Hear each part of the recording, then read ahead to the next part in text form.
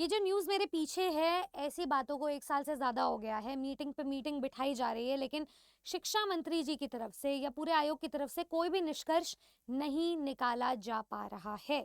लेकिन ऐसा क्यों? आइए देखते हैं। हेलो दोस्तों, आप सभी का स्वागत है आपके अपने परिवार टीचर्स अड्डाइन टीजीटी पीजीटी RR 24/7 पर। मेरा नाम निधि अरोरा है और अब पता नहीं क्यों ऐसा लग रहा है कि बिहार शिक्षक भर्ती से हाथ खड़े हो चुके हैं। इनफैक्ट ये जो मेरे पीछे न्यूज़पेपर कटिंग है, इस पूरे कटिंग में सिर्फ बीपीएससी टीआरई 4.0 की बात हो रही है। बिहार स्टेट का तो कोई नामो निशान ही नहीं है।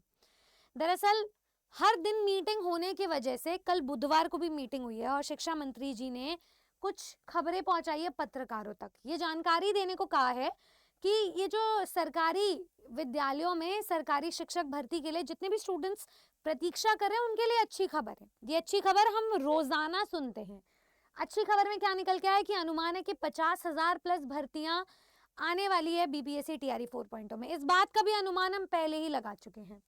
अब हो क्या रहा है बिहार में, रोस्टर क्लियरेंस की वजह से बहुत ज्यादा देरी देखने को मिल रही है।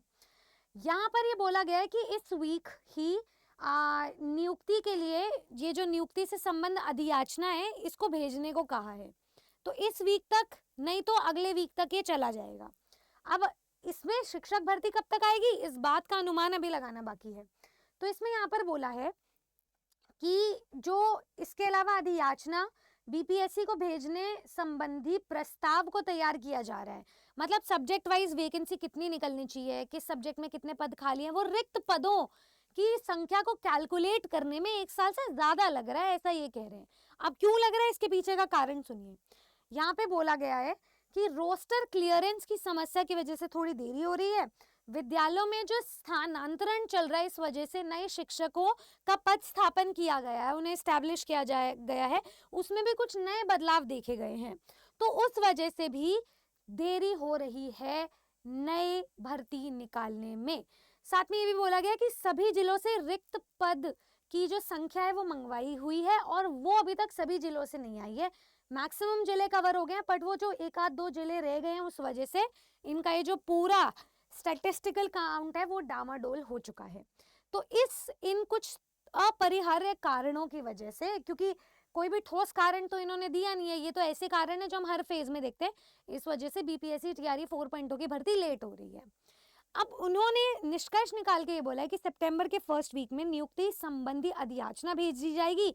सब्जेक्ट वाइज वैकेंसी को भी काउंट किया जा रहा है और कहीं ना कहीं आप मान के चले सितंबर के तीसरे वीक में भर्ती आ जाएगी।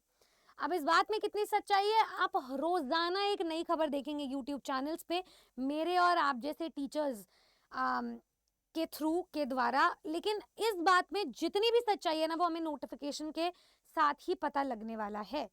अब मैं आपको बता देती हूँ कि बिहार शिक्षक भर्ती का सीधा फंडामेंटल है कि इन्होंने एस्टेट का नाम यहाँ तो लिया नहीं है। आप अभी ये मान के चलो कि जिनका भी एस्टेट क्लियर है वो बीपीएससी टीआरई 4.0 की तैयारी करें। दूसरी चीज, जिनका एस्टेट क्लियर नहीं है वो भी बीपीएससी टीआरई 4.0 की तैयारी करे, क्योंकि टीआरई 4.0 के बाद ही अब अगर एस्टेट देखने को मिल रहा है तो टीआरई 5.0 वालों की तैयारी हो जाएगी और उन्हें मदद मिलेगी।